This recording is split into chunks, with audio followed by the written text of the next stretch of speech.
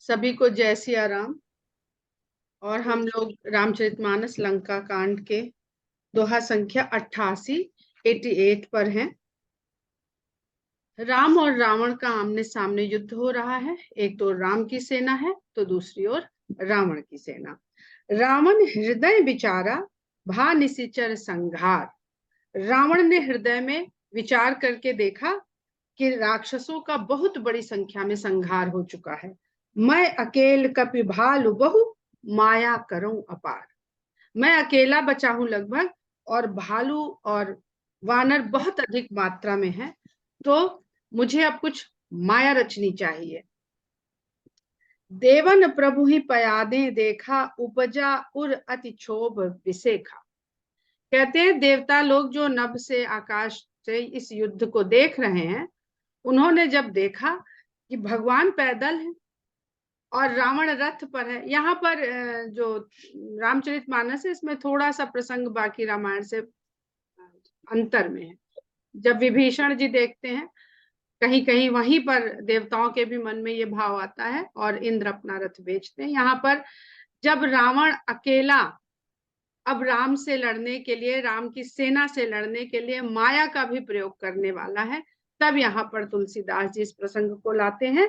तो कहते हैं कि देवताओं ने भगवान को जब पैदल ही देखा कि पैदल ही युद्ध लड़ रहे हैं, उपजा उर अति क्षोभ विसेखा, तो उनके हृदय में बहुत क्षोभ हुआ कि हमारे होते हुए, हम लोगों को भी होता ना, अरे हमारे होते हुए रामलला पंडाल में कैसे बैठे रहेंगे, हम तो उनको बड़ा सा मंदिर बना के बैठाएंगे। तो ये सब भाव जो है ना, ये हमारे अपने अपने अहंकार के भाव हैं। अब हम इंद्रियों के ही वशीभूत होकर के हम लोग सब कुछ देखते सुनते समझते हैं, इसलिए हमारे मन में ऐसा भाव आता है। पर भगवान का भाव देखिएगा, उपजा उर अति क्षोभ विसेखा सुरपति निज रथ तुरत पठावा हर्ष सहित मातली लय आवा। देवताओं के राजा ने तुरंत जब देखा कि देवताओं के मन में क्षोभ आ गया है, तो उन्होंने अपना अपना निजी रथ तुरंत भेजा राम के लिए। और जब मातली को ये आज्ञा मिली कि भाई मेरा रथ लेकर के तुरंत पहुंचिए राम के पास, तो हर्ष सहित मातली वहां पर आया कि मुझे अवसर मिल रहा है, राम के लिए सेवा करने का मुझे एक अवसर मिल रहा है। तो तेज पुंज रथ दिव्य अनूपा हर्ष चढ़े कौशलपुर भूपा। तो जो भगवान को जिस भाव से अर्पित करता है, भगवान उसे हर्ष के साथ ले लेते हैं। ये नहीं कहते कि अरे भाई मुझे तुम्हारे रथ की क्या जरूरत, अभी इतनी बड़ी शिक्षा दी है विभीषण को, तुमने सुना नहीं क्या कि कौन से रथ से जो विजय होगी। तो कहते हैं ना, जिस भाव से हम भक्त भगवान को जो भी अर्पित करता है, और बहुत सुनते हैं ना कि भगवान भाव के भूखे हैं, तो भाव को हम कैसे अर्पित करें। हालांकि भगवान भाव को तो महसूस कर रहे हैं, पर हमें लगता है, हम चूंकि हर चीज को स्थूल रूप में देखने के आदी हैं, हम भाव देखते नहीं है, देख सकते ही नहीं है। तो हमें लगता है कि हम कुछ उसको फिजिकल बॉडी में उसको प्रस्तुत करें तब तो दिखेगा भाव। जैसे बर्थडे होती है तो कितना भी हम अपने बच्चों को प्यार करते हैं, पर दिखा नहीं सकते, तो हम उसको कुछ अरेंज करते हैं, ऑर्गेनाइज करते हैं। तो मनुष्य की ये प्रवृत्ति है, क्योंकि स्थूल काया है ना हमारी। उनकी आवाज नहीं आ रही, बंद करो। स्थूल काया जो है, तो कुछ डिस्टरबेंस है किसी को?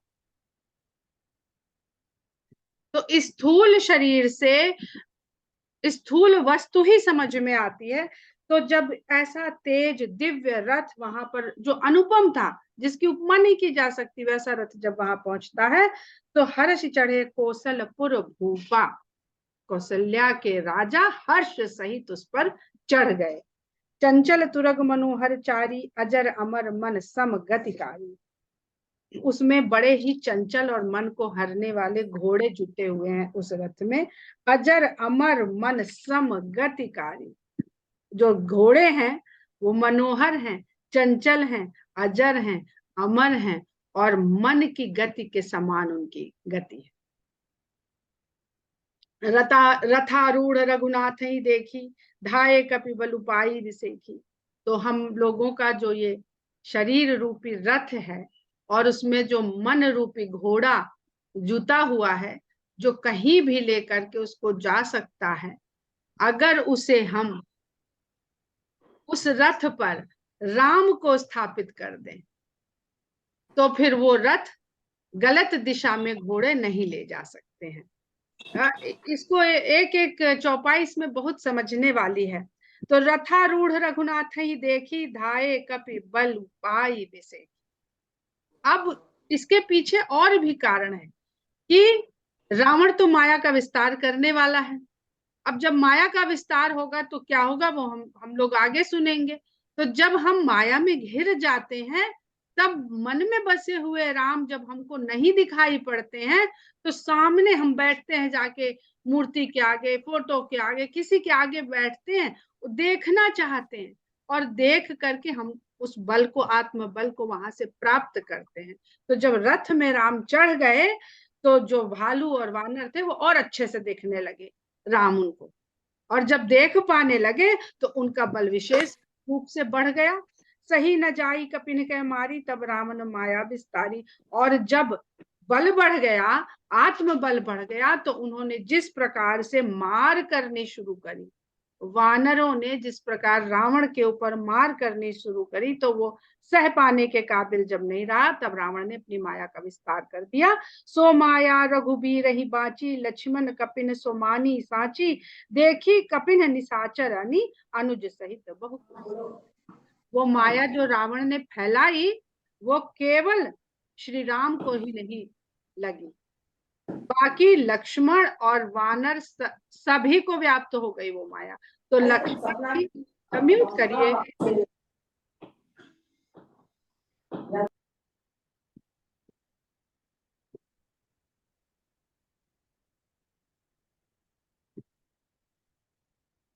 लक्ष्मण जी भगवान की सारी माया को नहीं जानते हैं, ये हम लोग अरण्य कांड में देख चुके हैं, जब भगवान ने सीता जी के साथ मंत्रणा करी थी एक दंपति की भांति। तो यहाँ पर भी तुलसीदास जी लिख रहे हैं कि लक्ष्मण जी को भी और वानरों को भी ये माया सच लगने लगी। केवल अगर वो नहीं व्याप्त हुई तो केवल राम को व्याप्त नहीं हुई। और वानरों ने क्या देखा, जो राक्षस की सेना की ओर वो हमला कर रहे थे, आक्रमण कर रहे थे, तो राक्षसों की सेना में अब उनको राम लक्ष्मण के सहित दिखने लगे। वहां राक्षस की बजाय उनको राम और लक्ष्मण ही दिख रहे हैं, तो अब राम और लक्ष्मण से कैसे युद्ध करें वो, तो वो भ्रम में पड़ गए। बहुराम लक्ष्मण देख मरकट भालू मन अति अप डरे। उन्होंने देखा कि अरे अपोजिट साइड में भी राम और लक्ष्मण ही हमसे युद्ध करने आ रहे, ये क्या हो गया। तो डर गए कि हम जिनकी तरफ से युद्ध कर रहे हैं वही अब हमारे ऊपर हमला करने आ रहे हैं। तो जब वानर बहुत डर गए, जनु चित्र लिखित समेत लक्ष्मण जहां सोता चित वहीं खड़े, वो ऐसे आश्चर्यचकित हो गए, जिधर देखते हैं उधर ही राम और लक्ष्मण दिखाई पड़ते हैं। तो वो चित्र की तरह एकदम स्थिर खड़े रह गए कि अब क्या करें। निज सेन चकित बिलो के हंसी सर चाप सजी कौशल धनी, माया हरि हरि निमिष महु हरसी सकल मरकट। भगवान ने जब अपनी सेना को देखा कि ये तो इस माया के भ्रम में फंस गए हैं और व्याकुल हो रहे हैं, तो वो हंसे और हंस करके अपना धनुष उठाया और उस पर बाण चढ़ा करके उन्होंने एक निमिष, पलक गिरने का जो समय होता है, एक निमिष में इस माया को हरि ने हर लिया और हर्षी सकल मरकट आनी। तो वानर सेना में फिर से हर्ष की लहर दौड़ गई। जब माया के बीच में मनुष्य जीव जीव फंस जाता है और माया को ही सच मान लेता है। बहुत सारे लोग आजकल संतों का वेश बनाकर, भगवान का वेश बनाकर मनुष्य को, जीव को भ्रम में डालने आ जाते हैं और स्वयं को भगवान बताने लगते हैं। भरे पड़े हैं, एक नहीं अनेक। वही यहाँ पर कह रहे हैं कि राक्षस ही राम लक्ष्मण का रूप ले लिए। तो ये आज भी दिखाई देता है कि राक्षस प्रवृत्ति के लोग भगवान का रूप धारण करके संसार में आ जाते हैं और संसार के लोग उनको देख करके उनको सच मान लेते हैं। पर वह सच है कि नहीं, ये केवल यदि भगवान की कृपा है हमारे ऊपर तो ही उनका सत्य हमारे सामने उजागर हो सकता है। बहुत सारे लोगों के उससे बहुत सारा डिस्टरबेंस आ रहा है। मानवेंद्र जी आप, हाँ म्यूट हो गया आपका। नए लोगों से मेरी प्रार्थना है कि अपने माइक पर बहुत अधिक ध्यान दें। माया हरि हरि निमिष महु हरसी सकल मरकट अनी बहुरी राम सब तन चितई बोले बचन गंभीर द्वंद युद्ध देखो सकल श्रमित भय अति वीर। अब उन्होंने कहा अब ये माया पर उतर आया है और बार बार हमारी वानर सेना को माया से भ्रम में डाल रहा है, तो कहते हैं सबकी तरफ देख करके बहुत गंभीर वाणी में बोलते और कहते हैं कि अब आप लोग बहुत समय से युद्ध करते करते थक गए हैं, अब मैं इसके साथ द्वंद युद्ध करूंगा और आप सब बस देखिए। द्वंद युद्ध देखो सकल श्रमित भय अति वीर। हे वीर बलवानों, आप लोग थक गए हैं तो अब मेरा द्वंद युद्ध देखिए रावण के साथ। अस कही रथ रघुनाथ चलावा विप्र चरण पंकज सिरुनावा। ऐसा कह करके राम ने ब्राह्मणों के चरण कमलों में शीश नवा करके रथ को आगे बढ़ाया। तब लंकेश क्रोध उर छावा गर्जत तरजत सन्मुख धावा।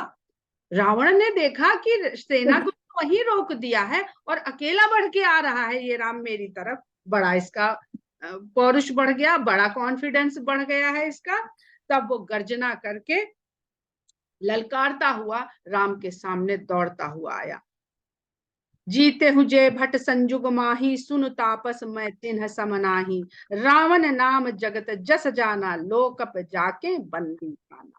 और कहता है ललकार के राम से कि अभी तक युद्ध में तुमने जिन योद्धाओं को जीत लिया है, हे तपस्वी मुझे उनके समान मत समझना। मेरा नाम रावण है और मेरे यश को सारा संसार जानता है। अच्छे अच्छे लोगों के स्वामी मेरे बंदी खाने में पड़े हुए हैं। फिर से सुनिए। जीते हूं जय भट्ट संजुग माही सुन तापस मैं तिन्ह समनाही रावण नाम जगत जस जाना लोकप जाके बंदी खाना खर दूषण विराध तुम्हारा बधे व्याध इव बाल बिचारा निशिचर निकर सुभट संघारे हूं कुंभकर्ण घन नाद ही मारे हूं। तुमने खर दूषण और विराध को मार दिया और बाली बिचारे को शिकारी की तरह छुप के मार दिया और युद्ध में बहुत बड़े बड़े योद्धा निशाचरों का संहार कर दिया। उनके साथ साथ मेरे प्रिय कुंभकर्ण और मेघनाद को भी मार डाला। आज बयरु सब ले निबाही जौरन भूप भाज नहीं जाही आज करो खलुकाल हवाले परे हु कठिन रावण के पाले। कहता है कि पुराने जितने भी बैर तुम्हारे ऊपर कर्ज के स्वरूप में चढ़ गए हैं, मेरे जिन जिन को तुमने हताहत और वध किया है, मैं सबका बैर आज ही के आज अब निकाल लूंगा। आज बैर सब ले निबाही, और निकाल लूंगा अगर तुम रणभूमि छोड़कर भाग नहीं गए। मतलब तुम्हारे पास बचने का एक ही उपाय होगा कि तुम रण छोड़ के भाग जाओ। कृष्ण जी रण छोड़ के भी भागे हैं, रण छोड़ कहा जाता है उन्हें। तो कहते हैं कि जो रण छोड़ के भाग नहीं गए तो मैं आज सारे बदले तुमसे निकाल लूंगा और आज करूं खल काल हवाले। हे दुष्ट, मैं तुमको आज काल के मृत्यु के हवाले कर दूंगा क्योंकि आज तुम्हारा पाला कठिन रावण के साथ पड़ गया है। और ऐसे छोटे मोटे राक्षसों को मार मार के तुम्हारा आत्मविश्वास ऐसा बढ़ गया है कि तुम रावण से अकेले मोर्चा लेने आगे आ गए। सुनि दुर्बचन काल बस जाना बिहसी बचन कह कृपा निधाना सत्य सत्य सब तब प्रभुताई जलपसी जन देखाओ मनुसाई। राम उसके इन दुर्वचनों को सुनते हैं तो समझ जाते हैं कि अब रावण काल के वशीभूत हो चुका है और कृपा निधान हंस करके ऐसे वचन कहते हैं कि हाँ, तुम बिल्कुल सत्य कह रहे हो, तुम अपनी प्रभुता के बारे में जो बखान कर रहे हो वो बिल्कुल सत्य है। जलपस जन दिखाओ मनुसाई, लेकिन अब कह कह के ही सारा वर्णन मत करो, अपने बल का अपने पौरुष का कुछ करके भी तो दिखाओ। आगे जो छंद है बहुत सुंदर छंद है ये। कहते हैं जनि जल्पना करि सुज सुना सही नीति सुनहि करहि क्षमा संसार महापुरुष त्रिविध पाटल रसाल पनस समा एक सुमन प्रद एक सुमन फल एक फलई केवल लागही एक कहाहि करहि अपर एक करहि कहत न बाग। कहते हैं कि जितना कहोगे उतना तुम्हारे यश का नाश होगा। तो कह कह के डींगे मार मार करके क्यों अपने इतने सुंदर यश का तुम नाश कर रहे हो। फिर कहते हैं क्षमा करना, मैं भी तुम्हें कुछ नीति बताता हूं। लोग कहते हैं ना, रावण बहुत विद्वान था, तो अब रामचंद्र जी उसको नीति की बात कहने जा रहे हैं और जानते हैं ये विद्वान है, तो कहते हैं भाई क्षमा करना, एक नीति मैं भी तुमसे कह लूं। संसार में 3 ही प्रकार के पुरुष होते हैं। वो 3 प्रकार हैं, पाटल, रसाल, पनस, समा। गुलाब, आम और कटहल, ये 3 प्रकार के पुरुष इस संसार में पाए जाते हैं। जैसे ये 3 जो पुष्पों के या जो वृक्ष हैं, वृक्ष श्रेणी में आते हैं, तो एक सुमन प्रद, एक सुमन फल, एक फलई केवल नाग। एक में खाली फूल मिलते हैं, वो खाली सुमन प्रदान करता है, और एक में फूल और फल दोनों लगते हैं। गुलाब में खाली फूल लगते हैं, आम में फूल लगता है फिर फल लगता है, और एक में केवल फल लगता है, कटहल। एक कहा ही करही अपर, एक करही कहत न बागही। तो इसका अर्थ क्या है कि इस प्रकार ये पुरुष कितने प्रकार के जो होते हैं, इनके क्या प्रकार हैं, ये किस तरह से व्यवहार करते दिखते हैं। एक केवल कहते हैं जैसे गुलाब, और एक कहते हैं और करते हैं, एक कहा ही करही, जो कहते हैं वो करके भी दिखाते हैं जैसे आम, और एक केवल करते हैं, वाणी से कहते नहीं है जैसे कटहल।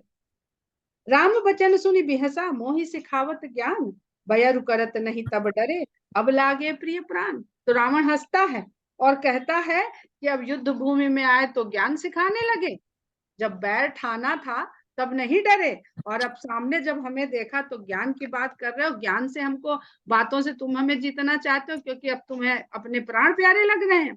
कही दुर्बचन क्रुद्ध दस कंधर, कुलिस समान लाग छाणे सर, नानाकार सिली मुख धाये, दिस अरु विदिस गगन मही खाए। ऐसे दुर्वचन को कह के क्रोध में भरे हुए रावण ने वज्र के समान बाण छोड़ दिए, और अनेक प्रकार के विभिन्न विभिन्न प्रकार के बाण जो राम की तरफ दौड़े, और दिशा और विदिशा सभी तरफ धरती से लेकर गगन तक बाण ही बाण रावण ने छा दिए। पावक सर छाड़े रघुबीरा, छन महु जरे निशाचर तीरा। तब राम ने अग्नि बाण छोड़ा, और एक ही क्षण में राक्षस के द्वारा, रावण के द्वारा छोड़े गए सारे तीर जल के भस्म हो गए। छाड़ी से तीव्र शक्ति खिसियाई, बाण संग प्रभु फेरी चलाई। फिर उसने खिसिया करके शक्ति छोड़ी, और भगवान के बाण से वो पलट के वापिस चली गई। कोटिन चक्र त्रिशूल पबारे, बिनु प्रयास प्रभु काट निवारे। फिर उसने करोड़ों चक्र और त्रिशूल चलाए, और भगवान ने बिना किसी प्रयास के वो सभी काट डाले। निफल होई रावण सर कैसे, खल के सकल मनोरथ जैसे। अब इसका तात्पर्य आध्यात्मिक क्या है, वो तुलसीदास जी ने अर्धाली में दे दिया नीचे। निफल होई रावण सर कैसे, रावण के सभी बाण इस प्रकार निष्फल हो रहे हैं जैसे दुष्ट के द्वारा किए गए मनोरथ निष्प्रभावी रहते हैं। क्योंकि भगवान को निर्मम भी कहा गया है, वो सुनते नहीं है किसी की। व्यक्ति के कर्म और व्यक्ति का भाव ही उसके कर्म के फल को प्रदान करता है। नहीं सुनने लगे तो इसी भर के हो जाए। 2 जने युद्ध कर रहे हैं, अब किसकी सुने, वो भी कह रहा हमें जिता दो, वो भी कह रहा हमें जिता दो। तो भगवान को इसलिए निर्मम भी कहा जाता है। तो खल के सकल मनोरथ जैसे, तब सतबान सारथी मारे से, परे भूमि जय राम पुकारे से। तब सतबान सारथी मारे से, तब उसने राम के सारथी को 100 बाण मारे, और राम राम कह कर के पुकारता हुआ वो सारथी गिर पड़ा। राम कृपा करि सूत उठावा, तब प्रभु परम क्रोध कहु पावा। राम ने कृपा करके उस सूत को उठा लिया, रथ चलाने वाले को सूत भी कहते हैं, सूत को उठा लिया, और तब भगवान का क्रोध अपनी चरम सीमा पे पहुंच गया। तब प्रभु परम क्रोध कहु पावा। जब उनके सेवक पर कोई इस तरह से आघात करता है, भगवान को केवल तभी क्रोध आता है। वह क्रुद्ध युद्ध विरुद्ध रघुपति त्रोण सायक कसमसे, को दंड धुनि अति चंड सुनि मनुजाद सब मारुत ग्रसे। मंदोदरी उर कंप कंपति कमठ भू भूधर त्रसे, चिक्कर ही दिग्गज दसन गहि महि देखि कौतुक सुर हसे। कहते हैं कि भय क्रुद्ध युद्ध विरुद्ध, दोनों ही क्रोध में भर के आमने सामने जब भय क्रुद्ध युद्ध विरुद्ध, जब अपने विरोध में खड़े हुए रावण को देख करके भगवान क्रोध के साथ युद्ध के लिए प्रेरित हुए, तो उनके तरकश में पड़े हुए बाण कसमसाने लगे कि कब हमको निकाला जाए और संधान करके इसके ऊपर छोड़ दिया जाए। कोदंड धुनि अति चंड सुने, और भगवान के धनुष की टंकार जब भगवान ने करी तो मनुजात सब मारुत बसे, नरभक्षी मनुष्य भक्षी राक्षस सब भय के वशीभूत हो गए, और मंदोदरी का हृदय कांप उठा, और कमठ जो कछुए की पीठ जिसने धरती को अपने ऊपर धारण किया हुआ है वो डोल गई, कांप गई, और उस कंपन से जो पर्वत थे वो धरती के भीतर धंसने लगे, तो धरती अपने स्थान से डिग जाएगी, ये सोच करके दिशाओं के जो हाथी थे दिग्गज चिघाड़ने लगे, और अपने अपने दांतों से पकड़ करके उन्होंने धरती को रोकने का प्रयास किया। कौन सा बल है हम लोग पढ़ चुके हैं। तो कच्छप का बल अब पृथ्वी का अपना आकर्षण बल होगा, जो पृथ्वी स्वयं अपने ऊपर लगाए रहती है अपने केंद्र से, उसको कमठ बल कहते होंगे वो। और जो दिग्गज हम लोग समझ ही चुके हैं, जो 10 दिशाओं से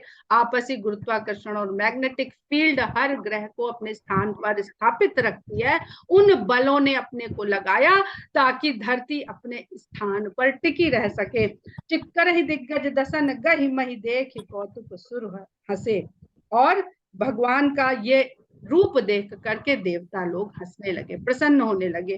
ताने उचाप श्रवण लगी छाड़े बिसिख कराल, राम मार गन गन चले लहलहात जनु ब्याल। भगवान ने धनुष को कान तक खींच करके बड़े ही भयानक बाण वहां से छोड़े। तब राम के द्वारा छोड़े हुए ये बाण रावण की तरफ ऐसे चले जैसे सर्प उड़ते हुए लहराते हुए रावण की ओर बढ़ रहे हों। चले बाण सपच्छ जन उर्गा, प्रथमई हते सारथी दुर्गा। राम के द्वारा छोड़े हुए बाण पंख वाले सर्पों की तरह उस ओर उड़ के चले, और सबसे पहले उन्होंने रावण के सारथी और घोड़ों को हराया, क्योंकि रावण ने सबसे पहले राम के सारथी को गिराया। जैसी करनी वैसी भरनी। रथ विभंजी हति हेतु पताका, गर्जा अति अंतर बल था का।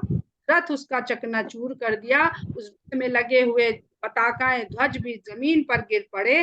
गर्जा अति अंतर बल था का, ये देख करके रावण ने गर्जना तो बहुत जोर की करी, लेकिन अंदर से अपने बल को थका हुआ पाया। तुरंत आन रथ चढ़े खिसियाना, अस्त्र शस्त्र छाड़े से विधि उनाना। तुरंत ही दूसरे रथ पर खिसिया करके चढ़ गया और अनेक प्रकार के अस्त्र और शस्त्र छोड़ने लगा। विफल होई सब उद्यमता के, जिम पर द्रोह निरत मन से। फिर अध्यात्म यहाँ पर भाव दे देते हैं तुलसीदास जी कि उसके सभी उद्यम इस प्रकार निष्फल हो रहे हैं जैसे दूसरे के प्रति द्रोह करके, जो मन में द्रोह रखता है, दूसरे के अहित को सोच करके कोई काम करता है, उसके सारी मंशाएं कभी भी पूरी नहीं होती हैं। जिम पर द्रोह निरत मन साके, जिसका मन निरत रहता है पर द्रोह में, उसके द्वारा किए जाने वाले उद्यम सफल नहीं होते। उसी प्रकार रावण के द्वारा छोड़े हुए ये सारे अस्त्र और शस्त्र निष्फल हो रहे हैं। तब रावण 10 सूल चलावा, बाजी चारी मही मारी गिरावा।